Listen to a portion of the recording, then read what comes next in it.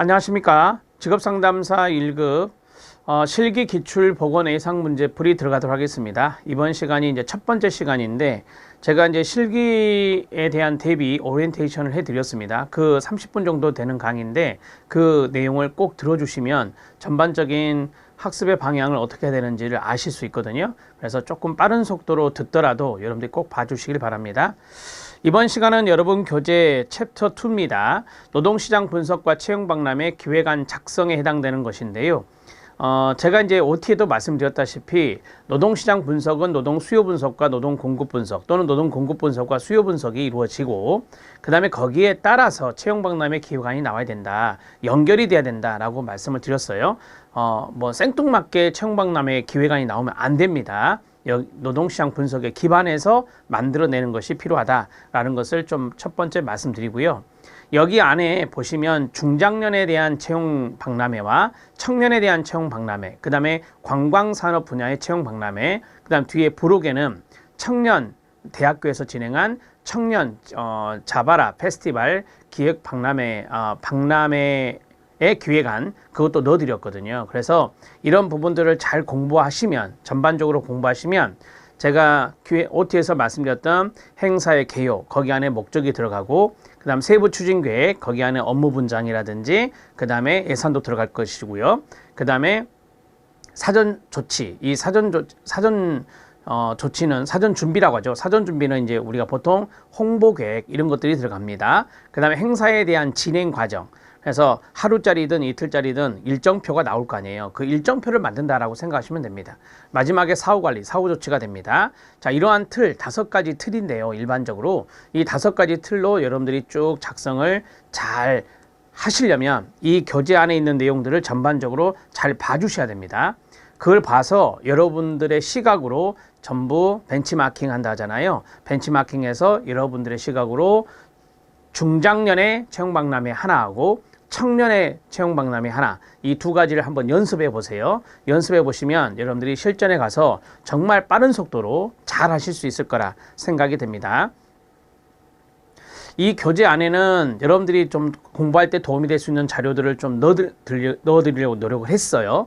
자, 크게 3꼭지입니다. 첫 번째가 노동의 공급 측면의 분석, 노동 공급 분석이 있고 그 다음에 노동 수요 측면의 분석, 노동 수요 분석이 있습니다. 이 두 가지를 엮어서 이걸 기초로 해서 채용 박람회까지 해서 3가지의 꼭지로 이루어져 있다라고 말씀드릴 수 있어요. 자, 그러면 저는 한 꼭지당 한 강씩 하겠습니다. 쉽게 말하면 한 절에 한 강이 아니고 한 절에 3강이 나오겠죠. 이해되셨죠? 그렇게 해서 진행을 하도록 하겠습니다.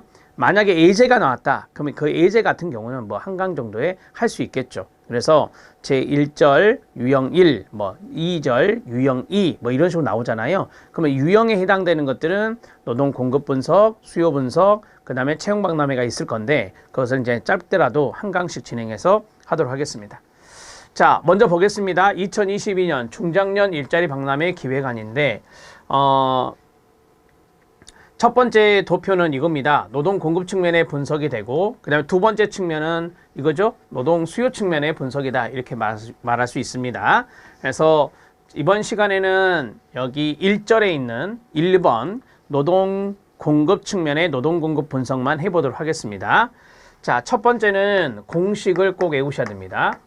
공식을 암기해야 여러분들이 계산을 해서 도표를 만들고 그 도표에 그거를 채울 수 있거든요. 채우지 않으면 안 돼요. 채우지 않으면 여러분 공란이라 하는데 공란이 있으면 불완전한 보고서처럼 보여요. 그래서 공란을 댈 수 있으면 만들지 마시고 다 채워 넣으시는 게 좋습니다. 자, 다음 표는 2022년 연령별 생산 가능 인구. 자, 연령이 이렇게 나와 있죠? 연령이 이렇게 나와 있어요. 자, 눈치채셨나요? 이렇게 나오면 이거 중장년 쪽에 포커스를 맞추라는 거구나 이렇게 눈치를 챌 수 있어요. 자, 그 다음에 경제활동 인구 여기가 이제 생산 가능 인구가 되겠죠. 그 다음에 경제활동 인구, 그 다음에 비경제활동 인구, 그 다음에 취업자 수죠. 취업자 수, 그 다음에 실업자 수 등이다. 자, 연령별 경제활동 참가율 지금 이제 이걸 이제 계산해서 내야 되는 거예요.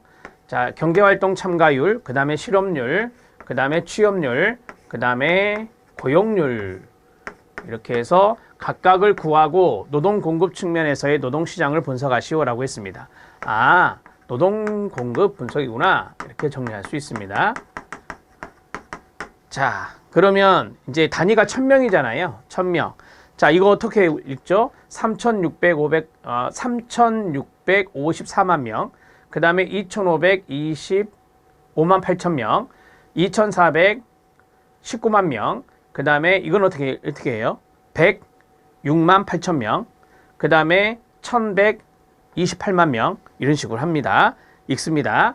자, 우리가 이제 대개 인구는 1000명 단위로 많이 주어집니다. 시험에서. 그래서 여러분들이 이거를 읽어 나갈 수 있어야 아무래도 이제 계산이 약간 수월할 수 있잖아요. 이게 잘 안 읽어지면 이게 좀 답답하고, 아, 이게 맞는 것인지 계산이 맞는 것인지 혼동이 되기 때문에. 자, 그러면 지금 경제활동 참가율, 실업률, 취업률, 고용률을 이제 내라 이렇게 말씀드렸는데, 여기 있는 숫자가 조금 오류가 있어요. 1128입니다. 이 교재 안에 약간 오탈자가 있거든요. 제가 그것은 그때그때 말씀드릴게요. 좀 양해 부탁드립니다. 자, 여기 1128이 1128만 2천 명 하고요. 그 다음에 여기요. 2525만 8천 명이요. 이게 비경제활동인구, 이게 경제활동인구잖아요. 이 두 가지를 더하면 바로 생산가능인구가 나오는 거예요. 생산가능인구란 경제활동인구 플러스 그 다음에 그렇죠. 비경제활동 인구가 됩니다. 자, 여기 취업자 수가 있잖아요. 실업자 수가 있잖아요. 이 취업자 수와 실업자 수를 더하면 이게 경제활동 인구가 되는 거예요. 아, 경제활동 인구는 이퀄 취업자 수 플러스 실업자 수구나. 이렇게 정리하시면 되는 거예요. 알았죠? 오케이. 자, 이거는 이제 여러분들이 좀 팁으로 말씀을 드리는 거고, 자, 1564에 해당되는 사람들이 바로 여기에 해당되는데, 1564에 해당되는 이분들을 생산가능인구라고 그래요. 여기 이분들을 생산가능인구라고 그래요.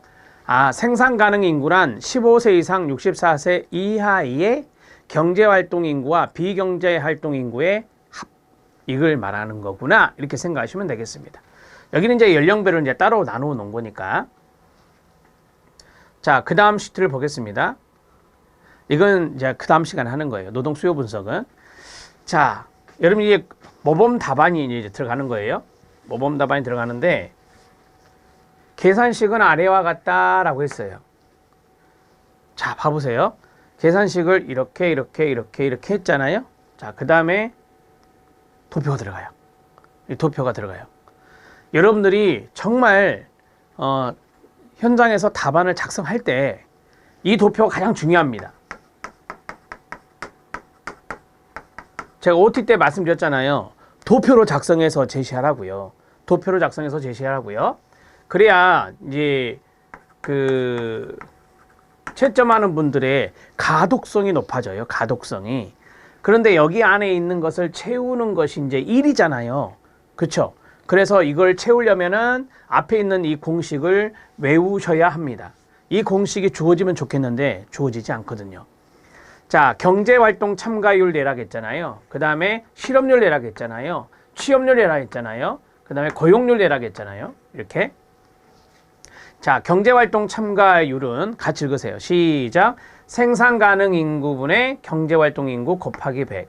이거 다 퍼센트로 나옵니다. 그러니까 곱하기 100, 곱하기 100, 곱하기 100, 100분율로 나온 거예요. 이렇게 정리하실 수 있고. 자, 경제활동 참가율이니까 경제활동 인구가 중요할 거 아니에요. 그래서 이게 분자로 가는 거고, 그러면 경제활동 인구하고 비경제활동 인구가 더해진 게 생산가능 인구니까 생산가능 인구분의 경제활동 인구가 되는 거예요. 아셨죠? 오케이. 자, 그 다음에 실업률입니다. 자, 제가 앞에서 그랬죠. 실업자 수하고 취업자 수, 이 두 가지가 경제활동 인구라고. 그러면은 경제활동 인구에서 실업자 수가 차지하는 비율을 봐야 될 거 아닙니까? 이게 이제 실업률이 되는 것이고, 그래서 경제활동 인구분의 실업자 수가 되는 거예요. 그러면 취업률은요? 취업률은 경제활동 인구분의 취업자 수가 되는 거예요. 그러니까 경제활동 인구 중에 취업자 수가 차지하는 비율을 보는 거예요. 아셨죠? 오케이. 자, 마지막 고용률이 있어요. 이 고용률은 밑에 분모가 생산 가능 인구가 됩니다. 생산 가능 인구분의 취업자 수가 돼요. 그래서 이게 고용률이라고 해요. 자, 생산 가능 인구가 경제활동 인구하고 비경제활동 인구를 다 더해 놓은 거다. 이렇게 말씀을 드렸잖아요. 그래서 생산 가능 인구분의 취업자 수가 고용률이구나. 이렇게 정리할 수 있어요. 이 네 가지의 공식을 꼭 외워 주셔요. 그래야 도표를 채울 수 있습니다. 자, 지금부터는 이제 여러분들이 계산기로 이제 눌러서 계산을 하시는 거죠. 앞에 있는 이 내용을 가지고 계산기를 눌러서 그 공식에 맞추어서 자, 1564 50세에서 59세, 60세에서 64세에 해당되는 그 부분의 경제활동 참가율, 그 다음에 실업률, 그 다음에 취업률, 그 다음에 고용률 네 가지를 계산해 내셔야 됩니다. 제가 이제 여기서 계산기 막 누르면서 할 수 없는 거니까 제가 이거 다 계산기 눌러서 계산해 놓은 거예요. 자, 그래서 어떻게 나왔느냐? 이렇게 나왔습니다. 자, 경제활동 참가율 퍼센트입니다. 100분율이니까 69.1%고 앞에서 그랬잖아요. 소수점 둘째 자리에서 반올림해라. 그러니까 다 수점 첫째 자리에서 다 끝난 거예요. 다 이렇게 끝난 거다. 여기도 이제 끝난 다음에 0 이렇게 넣어야 되겠죠. 정확히 쓰려면. 자, 그 다음에 실업률 1564에 해당되는 15세 이상 64세에 해당되는 실업률은 4.2, 취업률은 95.8, 고용률은 66.2%. 그 다음에 50에서 59세. 자, 여기 잘 보세요. 여기가 포커스가 되잖아요. 왜요? 네, 중장년이니까. 자, 여기 경제활동 참가율이 77%, 그 다음에 실업률이 2.7%, 취업률이 97.3%, 고용률이 75%입니다. 자, 그 다음에 60에서 64세. 경제활동 참가율은 44.7%, 실업률은 3.2%, 취업률은 96.8%, 고용률은 43.6%가 됐어요. 자, 이 도표를 꼭 만드셔야 됩니다. 실제 시험장에서는 이 도표가 있어야 그 다음에 이제 쭉 분석이 되는 거니까. 자, 여러분 교재에 보시면 통계상 분석해가지고 쭉 이제 밑에 되어 있고, 그 다음에 통계상 분석을 위한 특징과 대안이 있어요. 이런 것들이 이제 분석이라고 해요. 그래서 이 분석을 잘 해주셔야 됩니다. 여기서부터는 이제 여러분들이 서술, 이제 아래 한글 이제 타이핑을 쭉 쳐야 되는 거죠. 이 도표가 있어야 이제 치기가 쉽다. 이렇게 말씀드릴 수 있고. 자, 그 다음에, 뒤에서 우리가, 중요하게 통계상 분석에서 중요하게 생각해야 될 것이 있어요. 그게 바로 뭐냐면 이 고용률이거든요. 고용률을 잘 봐놓으세요. 고용률. 뒤에서 또 말씀을 드릴 건데, 우리가 이제 고용률이 1564에 해당 생산 가능 인구에 해당되는 이 부분에서 고용률이 66.2%라고 돼 있잖아요. 그래서 비경제활동 인구하고 실업자 수, 이게 이제 빠진 거라고 보시면 됩니다. 자, 이게 또 써드릴게요. 고용률이 아까 뭐였냐면 생산 가능 인구분의 취업자 수였잖아요. 취업자 수 곱하기 100이었단 말이에요. 따라서 여기에서 100%에서 이걸 뺀 것이 33.8%인가요? 그렇죠. 33.8%. 그러면은 33점, 지금 이거 가지고 하는 거예요. 33.8%가 어떤 의미가 있는 거죠? 지금 빠져 있는 사람이 실업자하고 비경제활동인구가 빠져 있잖아요. 그래서 비경제활동 인구하고 그 다음에 실업자 수, 실업자의 비율이 이 정도 된다라고 우리가 유추해 볼 수 있는 거죠. 그러니까 고용률을 가지고 지금 이분들이 33.8%를 차지하고 있기 때문에 이분들의 일자리가 좀 필요하다라고 하는 것인데, 한번 여기 보실래요? 그럼 이건 어떻게 해야 돼요? 25%잖아요. 50세에서 59세에 해당되는 분들 중에 25%가 실업자 수하고 비경제활동 인구구나. 자, 그 다음에 여기는 더 많아요. 56.4%인가요? 맞죠? 56.4%. 56.4%가 비경제활동 인구 실업자 비율이다. 이걸 보면서 이 사람들을 위한 뭘 해야 돼요? 채용박람회 필요하다. 이렇게 우리가 이제 설득력 있게 분석이 되고 여기에서 중장년의 일자리 박람회, 채용박람회 기회가 나와야 되는 거예요. 자, 그런 내용들이 좀 중요하기 때문에 이 고용률을 좀 잘 보셔야 됩니다.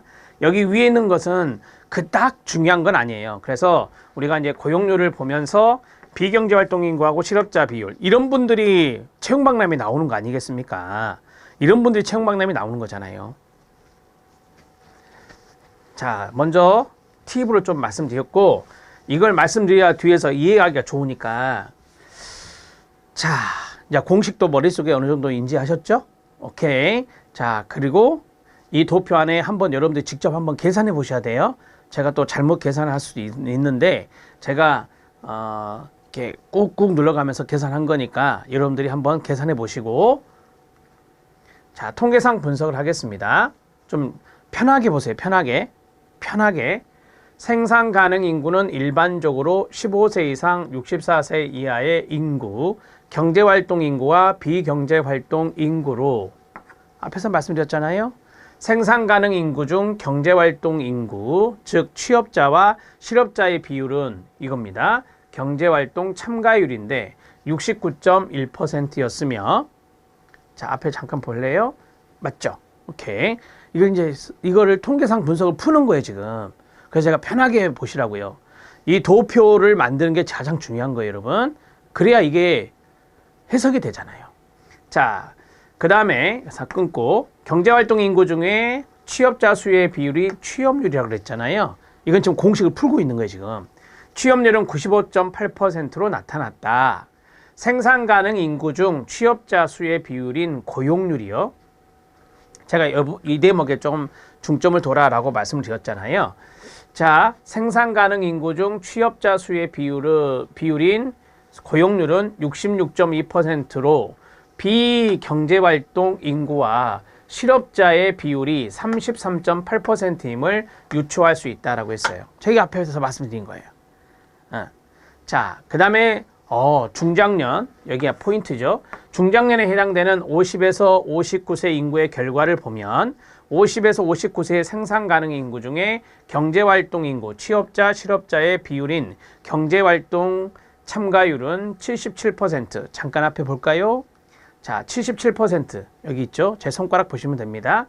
자, 그리고 자, 50에서 59세 인구의 경제활동 인구 중에 취업자 수의 비율이 취업률인데 97.3%였습니다.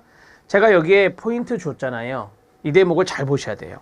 자, 고용률은 아까 75%였거든요. 앞으로 가서 여기요. 75.0% 나왔죠. 75%로 50에서 59세 인구 중 비경제활동 인구와 실업자의 비율이 25%임을 유추할 수 있나요? 네. 자, 그 다음.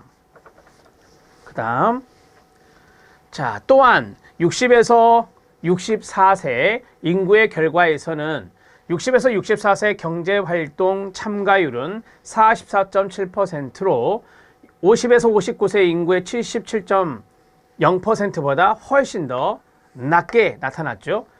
경제활동 참가율은 훨씬 더 낮게 나타났습니다. 자, 60에서 64세 인구의 경제활동 인구 중에 취업자 수의 비율은 이제 그 96.8%로 높게 나타났으나, 자, 여기 또 중요한 대목이라 그랬죠. 고용률은 43.6%로 인해서 60에서 64세 인구 중에 비경제활동 인구와 실업자의 비율이 50% 이상인 56.4%임을 유추할 수 있다라고 했어요. 자, 핵심적인 부분은 뭡니까? 핵심적인 부분은 앞에서 했던 50에서 59세의 인구 중에서 25%가 취업하지 못한 비경제활동 인구나 실업자 수다라고 하는 거고, 그 다음에 여기에서는 60에 64세는 더 심각하죠. 자, 여기 비경제활동 인구하고 실업자의 비율이 50% 이상인 56.4%임을 유추할 수 있었습니다. 여러분, 우리나라 정년이 60세잖아요. 그런데 대개 55세 되면 좀 조기 퇴직을 하는 경향이 있습니다. 그래서 60세 이상 되면은 이 비경제활동 인구 실업자의 비율이 확 올라갑니다. 그래서 여러분들이 이제 65세 이상을 노인, 어르신이라고 이제 우리나라에서는 경로우대 대상으로 이야기를 많이 하잖아요. 그럼 64세까지는 노인은 아닌 거예요. 그래서 우리가 50세에서 64세까지 이분들을 위한, 이걸 우리가 중장년이라 하는데, 자, 이분들을 위한 일자리가 필요하지 않냐, 이런 것들을 우리가 이제 끄집어낼 수 있다라고 하는 것입니다. 자, 마지막. 자, 이제 세 번째, 통계상 분석으로 인한 특징과 대안을 하는데, 여러분 앞에 두 번째는 제가 편하게 말씀드렸어요. 편하게. 근데 이건 좀 편하지 않습니다. 왜냐하면 봐보세요. 특징과 대안을 작성해야 되잖아요. 그래서 저도 이제 제 나름대로 이것을 고민하다가 제가 이제 여기 있는 안에 있는 노동 수요 분석과 노동 공급 분석의 어떤 대안적인 측면들이 어디에 많을까 고민을 하다가 논문을 많이 찾았어요. 그래서 우리가 이제 노동과 관련된, 노동시장과 관련된 논문들이 좀 있습니다. 그래서 그 논문에서 되게 결론 부분에 재현을 하거든요. 그래서 그 재현에 있는 부분들을 약간 관련된 부분들이 뭐 중장년과 연관된 것이 있을 수 있고 청년과 연관된 게 있을 수 있잖아요. 그래서 그런 부분들을 약간 벤치마킹 했다라고 말씀을 드립니다. 인용을 하고 수정을 했어요. 인용 수정을 했다라고 말씀드립니다. 물론 이제 제 생각도 들어 있고요. 자, 들어갑니다. 베이비 부머의 인구가 급증하고 있는 가운데 출산 인구는 줄어들고 있습니다. 이게 저출산 고령화 아닙니까? 그죠? 저출산 고령화. 우리나라가 아주 심각한 현상을 보이고 있는 것 중에 하나고요. 자, 이에 생산 가능 인구의 노년 인구 65세 이상에 대한 부양 부담도 더 커질 것으로 예측됩니다. 여러분, 우리가 이제 생산 가능 인구 15세에서 64세까지 인구의 노년 인구 65세 이상의 부양이, 이게 노년 부양비라 하거든요. 이걸 노년 부양비라고 그래요. 노년 부양비. 이게 이제 급증할 거 아닙니까? 저출산 고령화 때문에. 자, 그래서 중장년층 나오죠, 이제. 중장년층의 노동력 공급 정책에 관심을 가져야 할 것이다. 중장년층의 노동 공급으로 인해서 좀 시장이 활성화되는 부분도 있고, 그 다음에 노년 부양비 부담이 앞으로 커질 것이니까, 지금 이 중장년층이 어르신의 부양 세대인 생산 가능 인구에 들어가 있어요. 그러니까 이분들이 경제 활동을 해야 된다라고 하는 측면을 이야기하고 있는 거예요.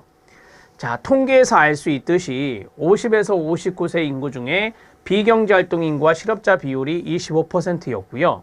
60에서 64세 인구 중에 비경제 활동 인구와 실업자 비율이 56.4%였을 감안해 본다면 50세 이상의 중장년층의 일자리 창출에 힘을 기울여서 경제 성장의 동력이 상실되지 않도록 해야 된다라고 하는 겁니다. 이 대목이 아주 포인트죠. 앞에서 했던 부분들을 가지고 좀 이야기를 가고 있어요. 경제 성장의 동력이 될 것이다. 그 다음에 아까 했던 노년 부양비 부담이 증가될 건데, 이런 중장년층의 노동력 공급 정책을 하면은 노년 부양비 부담이 조금 더 완화될 수 있지 않을까라고 하는 것을 이야기하고 있어요. 수요와 공급이 지속적으로 축소가 되면 소비 위축에 따른 경제 성장률 둔화로 인해 국민 소득은 줄어들고 고실업과 고령화로 인한 복지에 대한 수요를 증가시킬 수밖에 없을 것입니다. 자, 우리가 이제 수요와 공급이 지속적으로 이제 축소가 된다라고 했는데, 중장년의 일자리가 줄어든다. 그 다음에 중장년의 노동력 공급이 줄어든다. 뭐 이런 것들이 여기에 들어갈 수 있겠죠.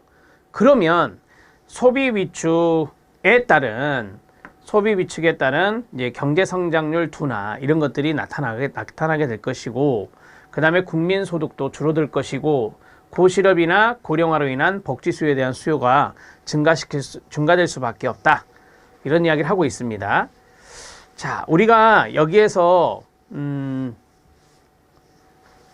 이번 시트에서 좀 정리해야 될 것은 뭐냐면, 봐보세요. 중장년층에 대한 이야기를 하고 있어요. 그럼 중장년층의 고용률이 좀 떨어져서, 예를 들어서 비경제활동 인구나 실업자 수가 높아진다는 것은 실업률이 높아진다는 소리예요. 중장년층의 실업률이 높아진다는 소리예요. 그러면 높아지게 되면은 아무래도 실업자니까 소비가 위축될 거 아닙니까? 그럼 경제 성장이 둔화될 것이고, 여러분들 우리가 청년 실업 문제가 정말 심각하다 이런 말을 많이 하잖아요. 청년 실업률이 높아지면 청년의 소비가 줄어들 수밖에 없어요. 그죠? 없는데요. 실업자니까. 그러면 이제 소비가 위축되고 경제 성장이 둔화가 될 거 아닙니까? 그리고 또 하나의 문제가 뭐죠? 고령화가 급증되고 있어요. 우리나라는 지금 고령 사회거든요. 그래서 이런 것들이 급증되면 급증될수록 복지 수요가 늘어난다는 거예요. 그러니까 실업자에 대한 복지 수요도 생길 것이고 노인 어르신들에 대한 복지 수요도 생길 거 아닙니까? 그래서 복지에 대한 수요가 증가될 수밖에 없다. 다른 말로 하면 복지 지출이 많아진다라고 하는 거예요. 자, 계속 이는 사용자와 피용자 간, 취업자와 미취업자 간, 정규직과 비정규직 간, 기업 간, 중소기업이나 대기업이요, 세대 간, 청년층, 중년층, 고령층 간의 이 갈등을 증폭시킨다라고 하는 측면이요. 그래서 새로운 사회 문제를 야기할 가능성이 높아진다라고 하는 겁니다. 아무래도 이런 것들을 양극화라고 하죠. 정규직과 비정규직, 그다음 사용자와 피용자 말씀드린 대로, 그 다음에 취업자하고 실업자가 있겠고, 미취업자가 이제 실업자니까, 그 다음에 세대 간의 이런 것이 이제 갈등이 나타나는데, 이거를 우리가 사회 양극화, 경제 양극화의 문제로 볼 수 있거든요. 다양한 사회 문제가 이루어지는데 양극화의 문제가 발생한다라고 하는 거예요. 양극화로 인한 갈등 문제가 발생한다. 이렇게 정리할 수 있겠죠. 자, 그래서 중장년층의 고용 유지, 즉 노동 공급의 대안으로 다음에 두 가지를 제안한다라고 이야기했습니다. 자, 여러분이 그 대안은 두 가지 정도만 하세요. 세 가지 정도 안 해도 됩니다. 어떤 대안이나 또는 제안을 할 때 두 가지만 하셔도 되는 거니까요. 자, 첫 번째는 직업훈련이나 구직활동을 지원하는 것이 중장년층의 취업에 있어서 중요한 부분이지만, 이와 함께 중장년층들이 퇴직 이전에 퇴직 준비를 도울 수 있는 체계적 지원 체계가 갖추어질 필요가 있다. 우리가 퇴직 관리 시스템이라고 하잖아요. 퇴직자 관리 시스템.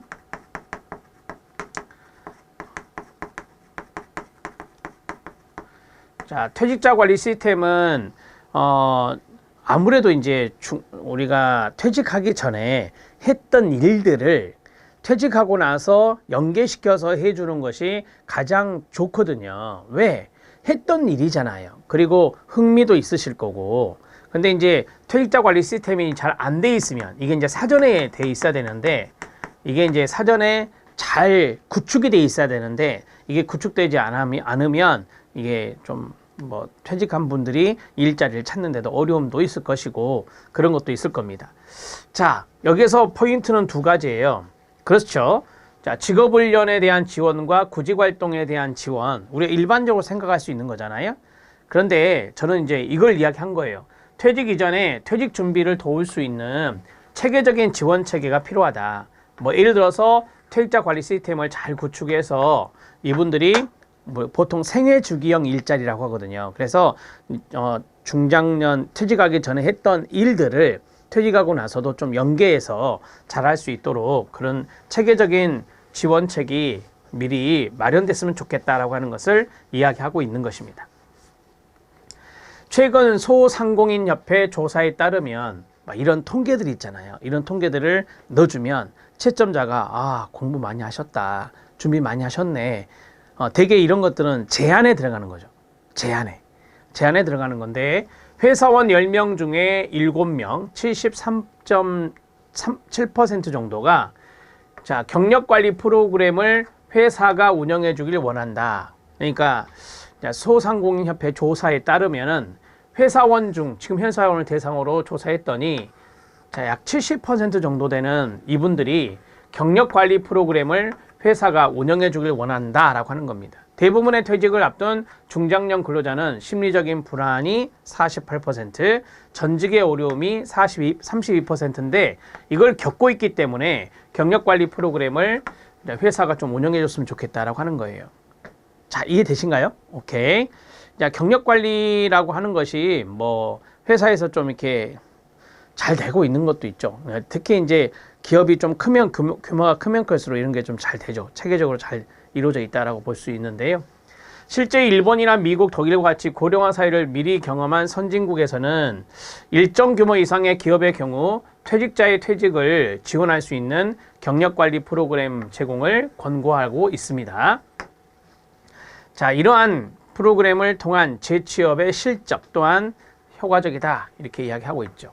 그래서 제가 앞에서 말씀드렸던 대로 이 사람이 이제까지 해왔던 경력이 있을 거 아니에요. 그것을 매니지먼트 해주는 거죠. 그걸 관리해주는 해주면서 이게 이제 나중에 재취업이 잘 될 수 있게 제가 앞에서 연계라고 했는데 그 연계가 잘 될 수 있게 해주는 게 필요하다라고 하는 것입니다. 자, 그런 것을 개인이 하기는 어렵잖아요. 그래서 회사에서 이런 것들을 좀 관리 프로그램으로 만들어서 구축해서 운영했으면 좋겠다라고 하는 것이 여기에 들어가는 것입니다. 자, 둘째입니다. 둘째, 중장년층들의 고용 이후에 조직 적응을 지원할 수 있는 체계가 확충될 필요가 있다라고 했는데요. 자, 여기 고용 이후에 이게 이제 좀 중요하죠. 조직 적응을 지원할 수 있는 체계가 확충될 필요가 있다. 우리가 이제 취업은 했는데 취업한 일자리에서 아주 단시간 동안만 단시간이라기 좀 그렇고요. 단기간이랄까요? 1년 내지 2년 하다가 이직하는 경우가 많이 있어요. 그거는 적응의 문제죠. 그래서 조직 적응을 지원해 줄 수 있는 그러한 체계도 필요하다라고 하는 겁니다. 자, 앞에서는 퇴직관리 프로그램을 통해서 일자리가 잘 연계되게 하고 일자리가 연계된 다음에는 그렇죠. 이제 조직 적응력이 잘 이루어질 수 있게 해주는 것도 중요한 거니까. 대부분의 중장년 퇴직자는 기존 조직에서 오래 몸담으며 높은 직급을 경험하고 퇴직한 이후 재취업이 이루어지고 있습니다. 우리가 보통 이제 중장년 퇴직자 정도 되면 직급이 상당히 높죠. 급여도 많고. 그러면서 이제 재취업이 이루어지고 있는데 재취업된 직장에서 과거와 유사한 수준의 높은 직급으로 고용되는 것이 아니죠. 그렇잖아요. 그 다음에 급여도 많이 깎이고. 자, 기존의 관리자로서의 태도는 조직 적응력과 조직 화합을 저해하는 것으로 지적되고 있다. 쉽게 말씀드리면 내가 재취업을 했는데 기존의 관리자로서의 어떤 태도, 관리자의 어떤 직급에서의 태도를 가지면 말 그대로 조직 적응력도 안 되고 조직 화합도 잘 안 될 거 아닙니까? 그래서 재취업 후에도 고용 유지를 위해 지속적인 사후관리 체계가 좀 마련될 필요가 있다라고 하는 겁니다. 그러면 그 사후관리 체계에 어떤 게 필요할까요? 첫 번째는 상담이 필요합니다. 우리가 퇴직하고 나서 고민이 없을까요? 이분이 고민이 없을까요? 있겠죠. 많을 겁니다, 아마. 재취업하기 전보다 더 고민이 많을 거예요. 그래서 상담하고 그 다음에 두 번째 교육훈련도 필요하죠. 교육훈련도 필요해요. 자, 물론 우리가 연계되는 내가 이전에 정말 잘했던 일 연계되는 것이면 어떤 직무교육이랄까요? 그 직무교육적인 측면에서의 교육훈련은 많이 필요하지 않겠지만 여기 나오는 소프트 스킬이 있어요. 이 소프트 스킬의 교육훈련은 필요하거든요. 우리가 이걸 people 스킬이라 합니다. 그래서 커뮤니케이션, 의사소통이나 그 다음에 조직에 적응하는 데 있어서 필요한 대인관계 기술들이 있잖아요. 그걸 우리가 소프트 스킬이라고 그래요. 그래서 이걸 일명 people 스킬이라고 해요.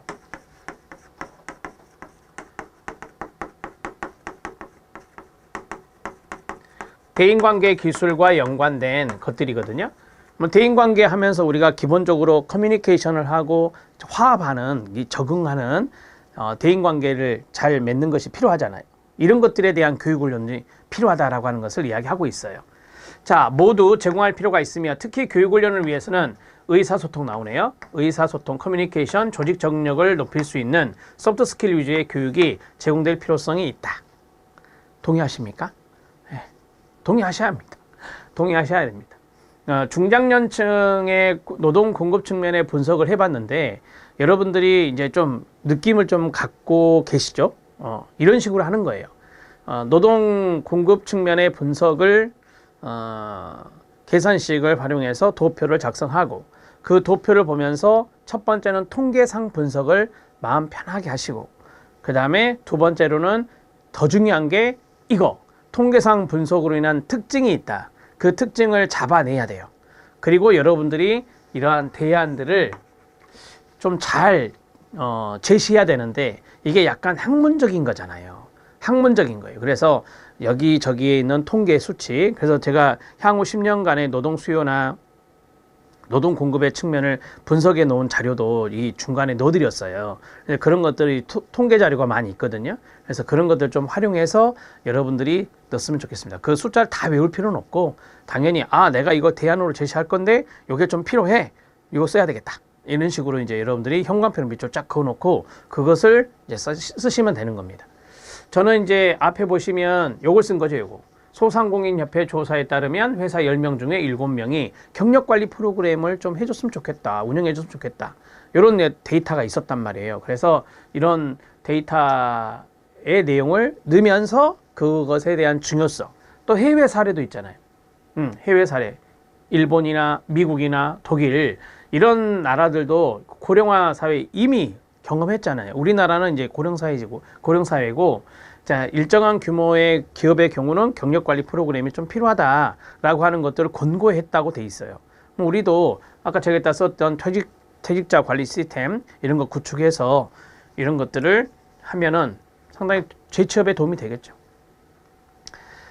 자, 여기까지가 아마 첫 번째 꼭지일 겁니다. 그렇죠? 수요 분석은 다음 시간에 할게요. 제가 이제 시간에 쫓겨갖고 빨리 하다 보면 여러분들이 이제 놓칠 수 있어서 처음에는 좀 천천히 가는 게 좋겠습니다. 자, 여기까지 했고요. 이제 다음 시간에는 앞으로 넘깁니다. 다음 시간에는 이겁니다. 이거. 자, 노동 수요 측면에서 분석하는 건데요. 1차 산업, 2차 산업, 3차 산업. 저희 OT 때 이거 나오면 노동 수요 분석이라고 했잖아요. 자, 그래서 부족 인원율, 취업자 수, 부가가치. 이게 이제 주어져요. 문제에서 주어진다고요. 그러면 이제 구하는 것은 1인당 부가가치가 어떻게 되느냐, 고용 유발계 수가 어떻게 되느냐, 부족 인원수가 뭐냐. 되게 이 세 가지가 나오더라고요. 그래서 이 세 가지에 대한 공식도 외우셔야 해요. 그래서 이 공식에 따라서 잠깐 보여드리면, 공식에 따라서 이런 도표를 실제 만드셔야 됩니다. 아까 했던 1인당, 여기 지웠네요. 1인당 부가가치 나오고 고용 유발계수, 취업 유발계수라고도 하고, 그 다음에 부족 인원수가 있어요. 이런 것들을 계산해 내셔야 돼요. 지금 여기에 빠졌네요. 죄송합니다. 단위가 1000명이에요. 넣어주세요.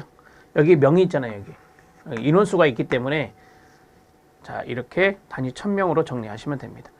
1인당 부가가치는 원이잖아요. 이거는 이제 금액이니까 이거는 그냥 제가 쭉 쓴 거고요. 이거 어떻게 읽어요?